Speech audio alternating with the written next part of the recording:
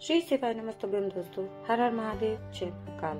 मैं प्रतिभा शर्मा एक बार फिर से स्वागत करती हूँ आप सबका अपने YouTube चैनल पर। दोस्तों 16 श्राद्ध यानी कि श्राद्ध पक्ष के 16 दिन जो कि बहुत विशेष, बहुत ही महत्वपूर्ण है, जो अब समाप्ति की ओर है। आज यानी कि 30 सितंबर को है प्रदोष का व्रत, जो है द्वादश तिथि है। आज का दिन बहुत ही विशेष, बहुत ही महत्वपूर्ण है, क्योंकि आज के दिन बहुत सारे और बहुत विशेष योग बन रहे हैं, बहुत ऐसे संयोग दुर्लभ बन रहे हैं कि आपको आज का दिन नहीं छोड़ना चाहिए। इस दिन का आपको पूरा उपयोग करना चाहिए। दोस्तों आज 30 सितंबर यानी कि आज है द्वादशी तिथि, साथ ही साथ है प्रदोष का दिन। जी हाँ, और एक बहुत महत्वपूर्ण जो है वो है शिवरात्रि। जी हाँ, पितृपक्ष में पड़ने वाली शिवरात्रि, इसका महत्व बहुत ज्यादा हो जाता है। दोस्तों इस दिन जो आप उपाय करेंगे वह बहुत जल्दी फलीभूत होगा। आपके पितरों के निमित्त आप जो उपाय करेंगे वह उन तक बहुत जल्दी पहुंचेगा और उनका आशीष भी आपको प्राप्त होगा। दोस्तों तो करना क्या है, कैसे करना है, इस वीडियो में मैं आपको बताने वाली हूँ। तो वीडियो को बिना स्किप किए पूरा जरूर देखें, ठीक है। पूज्य गुरु जी की कथा को सुनकर वीडियो के माध्यम से अपने शब्दों में मैं जानकारी आपके लिए लेकर आई हूँ। तो देखिएगा कि क्या उपाय जो है पूज्य गुरु जी ने बताए हैं। दोस्तों सबसे पहला उपाय मैं यहाँ पे बताने वाली हूँ कि अगर आपके घर में, आपके जीवन में बीमारियां लगी हुई हैं, क्योंकि बीमारी तो हर किसी के घर में है। आज के समय में शायद ही कोई ऐसा परिवार होगा जहाँ की बीमारियां ना हो। तो अगर आपके घर में, आपके जीवन में बीमारियों का प्रकोप है, फिर चाहे वो छोटी बीमारी हो या बड़ी बीमारी, तो आपने बहुत छोटा सा उपाय करना है। सिर्फ और सिर्फ लेना है एक सफेद फूल। मतलब सिर्फ 2 मिनट के वीडियो में मैं आपको इस उपाय को बताने वाली हूँ कि एक सफेद फूल से आप कितना चमत्कारिक उपाय आज के दिन यानी कि 30 सितंबर मासिक शिवरात्रि जो कि श्राद्ध पक्ष में पड़ने वाली है, प्रदोष काल में इस उपाय को कीजिएगा, या पूरे दिन में आप कभी भी करेंगे तब भी आप इस उपाय को कर सकते हैं। तो करना क्या है दोस्तों, आपने लेना है एक सफेद पुष्प, साथ ही साथ एक तांबे के लोटे में जल, जो कि हम हमेशा भगवान शिव को समर्पित करते हैं, लेकर के पहुंच जाना है महादेव के मंदिर में, शिवालय में, जहाँ पर भी भगवान भोलेनाथ हमारे विराजित हैं। वहां पहुंचना है दोस्तों, और पहुंच करके सर्वप्रथम आपने भगवान शिव के ऊपर जो है जल समर्पित करना है। आप सबको पता है कि भगवान का पूरा परिवार, भगवान भोलेनाथ जो होते हैं उनका पूरा परिवार शिवलिंग पर ही विराजित है। तो जो एक चढ़ाने का नियम है उसको ध्यान रखते हुए भगवान गणेश को, कार्तिकेय, अशोक सुंदरी, माता पार्वती और फिर भगवान शिव को इस जल को समर्पित करना है आपको। और जो सफेद पुष्प आप लेकर के गए हैं, सिर्फ और सिर्फ एक सफेद पुष्प की जरूरत है इस उपाय के लिए। जो एक सफेद पुष्प आप लेकर के गए हैं वो आपको महादेव के ऊपर समर्पित कर देना है दोस्तों। और आप यकीन मानिए कि इस छोटे से उपाय को करने मात्र से आपकी बीमारियां, परेशानियां समाप्त हो जाएंगी। पूज्य गुरु जी कथा में कहते हैं कि अगर आप इस उपाय को आज यानी कि इस शिवरात्रि के दिन करते हैं तो अगले महीने की जो शिवरात्रि आएगी, मासिक शिवरात्रि, उससे पहले आप अपने जो है टेस्ट है या अपनी बीमारी की जांच कराइएगा। आपको उसमें अंतर दिखाई देगा, आपको उसमें लाभ अवश्य होगा। तो सिर्फ और सिर्फ एक सफेद पुष्प का यहाँ पर आपको उपाय करना है, जो कि महादेव के पास जाकर के आपको मंदिर में, शिवालय में करना है। जल समर्पित करने के बाद, फूल समर्पित करने के बाद महादेव से अपनी इच्छा, मनोकामना का है कि हे महादेव हमारे घर के कष्ट, हमारे जीवन की बीमारी, परेशानियों को दूर कीजिए। और आप जानते हैं कि महादेव तो महादेव हैं, सिर्फ एक फूल से प्रसन्न हो जाते हैं, वो आपकी सारी परेशानियों को हर लेते हैं। ठीक है दोस्तों, तो उम्मीद करती हूँ कि ये वीडियो आपको अच्छा लगा होगा, मेरी जानकारी भी आपको लाभदायक लगेगी। चलिए बात कर लेते हैं वीडियो में हम दूसरे उपाय की, जो कि धन संपदा के लिए करना है। और आज के दिन यानी कि 30 सितंबर शिवरात्रि प्रदोष के दिन आपको करना चाहिए प्रदोष काल में। समय का ध्यान जरूर रखें कि इस नियम को, इस उपाय को आपको सिर्फ और सिर्फ प्रदोष काल में करना है। दोस्तों पूज्य गुरु जी ने अपनी कई सारी कथाओं में बताया है कि 3 जो वृक्ष होते हैं वो बहुत ही हमारे पूजनीय होते हैं, जो पितरों के तुल्य होते हैं। उन वृक्षों के नीचे आपको इस उपाय को करना है प्रदोष काल में।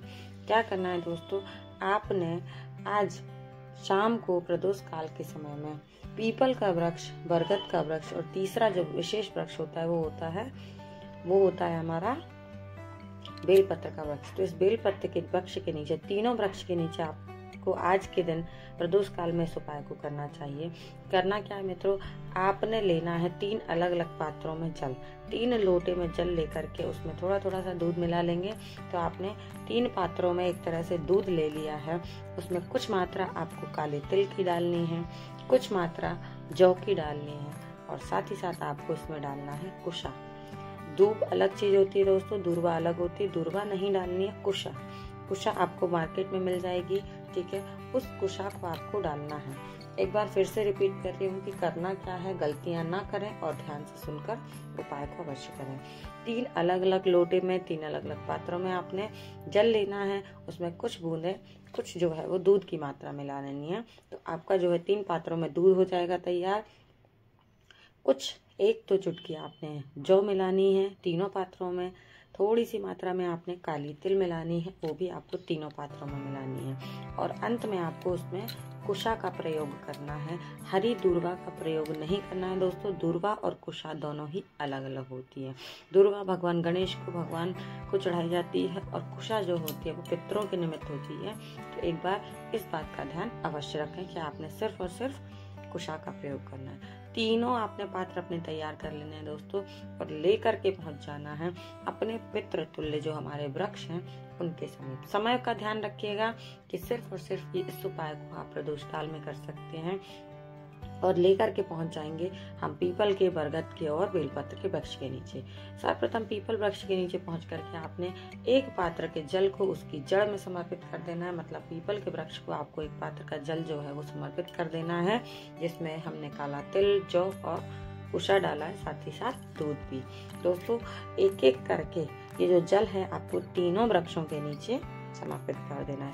सर्वप्रथम पीपल वृक्ष के नीचे, उसके बाद दूसरे पात्र का जल जो है वो आपको बरगद के वृक्ष के नीचे समर्पित करना है, और तीसरा पात्र जो है वो आपको बेलपत्र के नीचे समर्पित करना है। इस तरह से आपने तीनों वृक्ष के नीचे जो है, जो कि पितृ तुल्य माने गए हैं वृक्ष, इनके नीचे जब आप इस जल को समर्पित करते हैं तो ये पितृ तुल्य वृक्ष जो है उसको ग्रहण करते हैं और आपको बहुत सारा आशीर्वाद प्रदान करते हैं। दोस्तों समय का ध्यान रखिएगा और किस तरह से इस उपाय को करना है ये भी ध्यान रखिएगा। अगर आप इस उपाय को करते हैं तो आपके घर में धन संपदा की कभी कमी नहीं आएगी।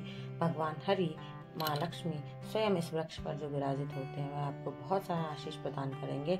इस उपाय को करने मात्र से आपके घर के जो भी, जैसे कि व्यवसाय नहीं चल रहा है, नौकरी नहीं चल रही है, आपकी दुकान पर कस्टमर आने बंद हो गए हैं, जो बिजनेस है आपका वो करीब करीब बंद सा हो गया है, तो ऐसे कुछ भी परेशानी आप अपने जीवन में देख रहे हैं, आपके घर में संतान नहीं हो रही है, 10 साल 20 साल 40 साल तक लोगों को हो चुके हैं और संतान की प्राप्ति नहीं हो रही है, तो आपको आज के दिन यानी कि 30 सितंबर मासिक शिवरात्रि श्राद्ध पक्ष में इस विशेष उपाय को जरूर से करना चाहिए, ताकि आपके जीवन की कोई भी इच्छा मनोकामना है जो पूर्ण हो, चाहे वो धन व्यापार को लेकर के हो, चाहे संतान को लेकर के हो, चाहे नौकरी को लेकर के हो या फिर विवाह को लेकर के हो।